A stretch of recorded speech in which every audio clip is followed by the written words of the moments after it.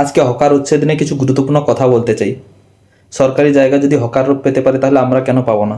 ওরাও ভারতবর্ষের নাগরিক, আমরাও ভারতবর্ষের নাগরিক।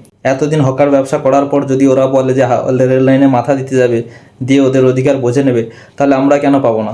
আজকালকার যুগে সবাই সম্পত্তি চায়। বাড়িতে সামান্য 1 ইঞ্চির জায়গা নিয়ে ভাই ভাইয়ের মধ্যে খুন খারাপি হয়ে যায়। আপনারা অনেকেই এক্সপিরিয়েন্স করেছেন হয়তো, যখন ট্রেনের জন্য আমরা লাইন ধরে দাঁড়িয়ে থাকি তখন সাইড থেকে হকাররাই বলে, দাদা একটু সাইডে গিয়ে দাঁড়ান।